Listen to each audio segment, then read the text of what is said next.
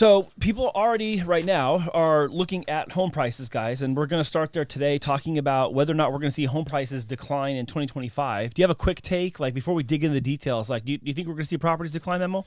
No. Based on all this based on the article, I agree with it to a certain degree, right? But again, this is not down to your city. Here in San Diego, this is just not gonna.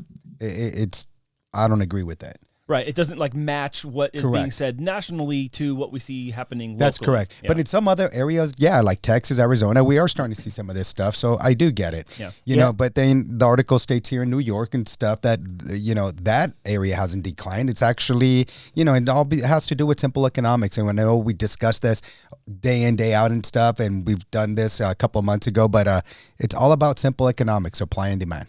Yeah, I agree with them. I mean, I feel like we are going to get a lot more inventory this year, but as far as, prices coming down, I think that's a big word to say. I think prices might dip in certain areas, like Will said, certain times of the year, depending on, how the rates are doing as well.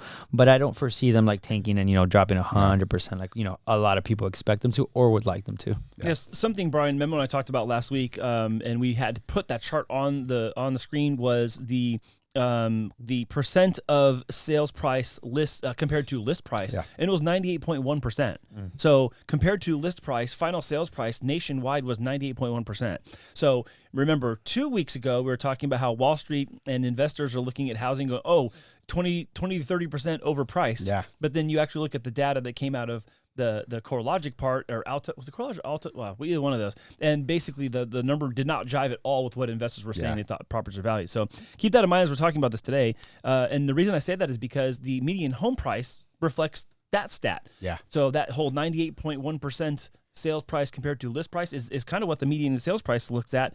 It's looking at, at least it's reporting out that it's at 421,000, and it was really just in the high 420s not too long ago. So it's like barely any less. Exactly. Exactly. What's going to make that move?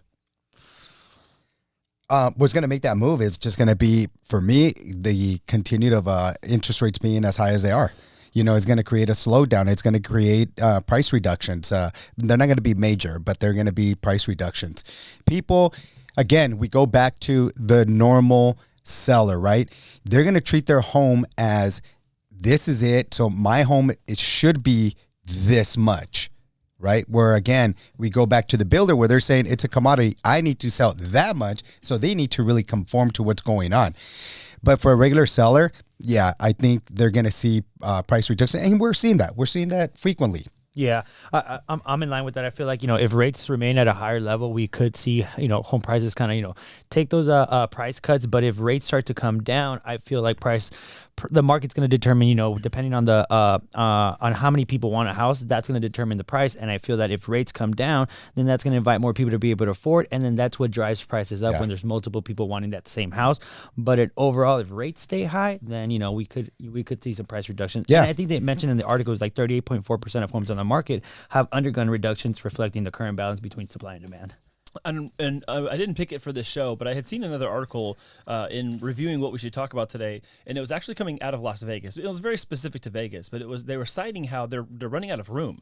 And so that made me think of San Diego, where we've also somewhat run out of room. And so what we see happening in these places, we don't see those price declines. We don't see the average median or the median home price in San Diego going down as fast as it would in other areas, even when they go down precipitously, because we have that kind of like lock-in effect. And now I saw Vegas kind of out of the corner of my eye, and there was a whole write-up about it. There was a video. They're talking to realtors in town, talking to developers. And I was like, oh, this is interesting. And it made me wonder, like, what other places are going to have this same problem? Yeah. I mean, you're starting to run out of land. I mean, what are they going to do, right? To build up more ADUs, build up. I mean, they're going to probably do some version of the things that we're actually doing right now.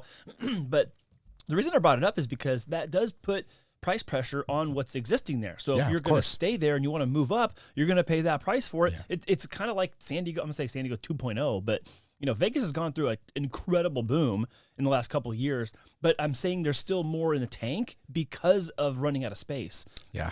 And I think it goes perfect with what William brought up last week. Like, when you purchased that property back in 06, 07, when everything was going down. And then now, I mean, you look fast forward into now, I mean, goddamn, like the property appreciated.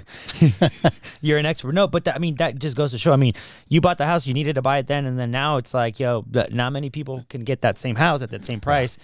in San Diego or anywhere near. And I think that's, something that you really have to think about in these like low inventory areas or landlocked areas, because of the fact that if you know that they're not building or they're not bringing out more inventory, then you have to work with what's available, and the lower inventory, the higher the prices. Yeah.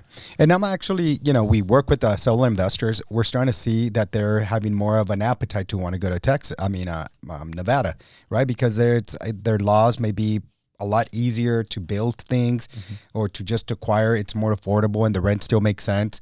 So all those things will factor in.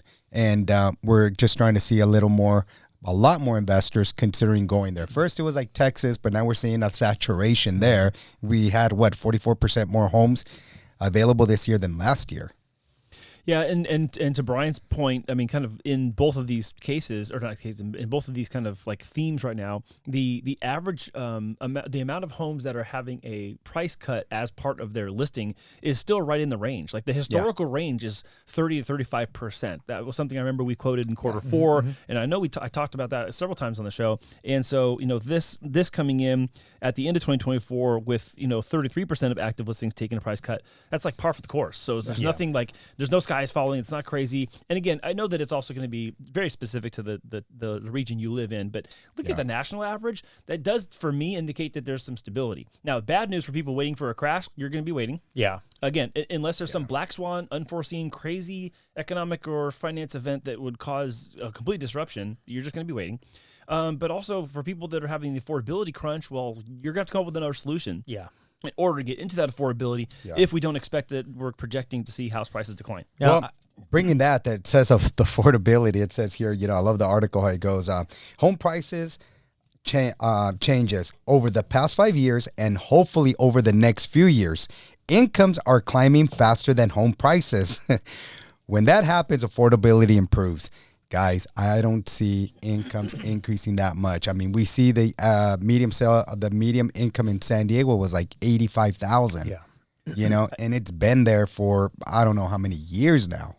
It really depends on your career and Yeah. your industry and your job type. I mean, because there are so outside of California, there's places that don't have $20 an hour minimum wage. Yeah. So for them, going from 13 to maybe 18 or 20, that would be pretty statistically significant.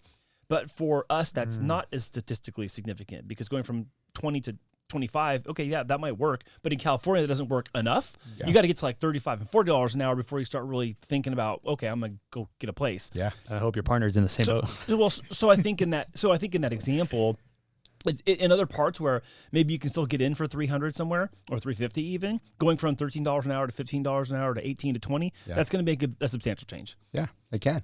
And, now it's actually taking two incomes. Yeah, and I mean, but those are facts. What I could take from this is that if we know that, rates are going to be holding, rather in the levels that they're currently at, we see 26% increase of inventory from previously last year this time. I think we can make an informed, this prediction that, we could see some market stabilization based on the information that we do know right now. And we could predict based off of that if we know higher rate inventory, more inventory is coming out. So I feel that there will be opportunities. It's just not going to be in the way that, affordability is going to drop enough for people to be like, hey, we can all buy a house now. Yeah, and the other thing that I do agree here strongly with this article is probably price reductions are more common, and they are. They're very common. I mean, I like to use some examples. We just got one where a month ago, one of our clients got into an escrow. The purchase price was $455,000, and the seller gave them a $10,000 credit towards closing cost. Fast forward a month later, that client actually he got PCS orders, so he decided not to buy in San Diego. Oh, wow. He's going elsewhere. And the listing agent gave us a call and said, you guys had already done the appraisal. It came in at $455,000. Can you guys just help this client out? So they send us a lead.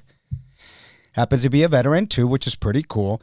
She drafted up the purchase agreement, gave him $20,000 off the sales price, and gave him an additional $10,000 towards closing cost. Wow. That's pretty cool. That's awesome. So that right there just shows how much spread the seller has to be able to, make the deal work. Yeah. And I mean, that's $30,000 just in general that they basically, worked in the favor for the buyer. And you start to think, well, hey, if we know that, now the price reductions kind of make sense if we're dropping that much, because the seller can afford to take that hit and still be well within their margin of profit that it makes sense for them to exactly. Still sell. So that's when you kind of see like, oh, okay, there is those margins. Yes. Those things are right. A lot of times the sellers are just going to be very stubborn to their sales price until the real seller sees that, no, I need to get going to, my next destination. So I just have to, deal with this. And it's probably fair to project into the rest of 2025 that if we do continue seeing listings increase, we do see more inventory come on the market, then we'll probably see a proportionate amount more of this same thing you're talking about, where because prices of homes have risen so fast in the last couple of years and stayed, anyone who has that equity and hasn't tapped into it, they can make those modifications. They could make those concessions, and they go, you know what? Okay, I was only going to give a $10,000 credit at first. Now I'm going to do a $20,000 price reduction and still give the credit. Like that says something not only about the motivation of the seller, the circumstances, maybe their timing, but also just the tolerance they have in their, let's say, their net sales profit to be able to like walk away and be like, you know what? Yeah, I'm still cool with that too. So I think actually that might be a forecast of what we could potentially see more of. Yeah. I mean, every offer that we've been seeing right now, people that are taking advantage of this market and saying, hey, by the way, if you guys get approved right now, pat yourselves on the back. Like really pat yourselves on the back.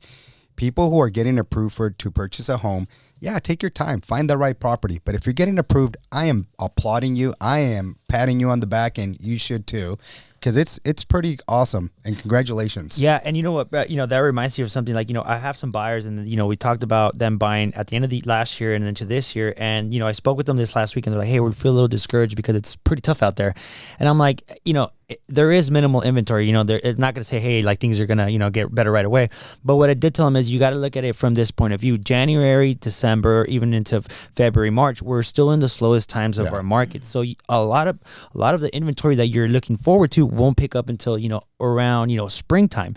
So right now, if you're out shopping and you feel like, hey, I'm not finding my spot, hold your patience because the opportunities will come. And right now we're still thawing from the winter. So as we go into the spring, we're going to see a lot more inventory come out. So, hey, heads up and keep pushing. Not only that, we started 2025 with a lot of devastation out there. Events all over the place. So that doesn't help it. Yeah. Fires, floods, freeze. And even with that situation, new listings are up from last week, 13% more than this time last year, and you have inventory climbing for 3 straight weeks in a row. So both those to me are positive signs, and if I'm going to, forecast what I think is going to happen in 2025, I think we're going to see more of that.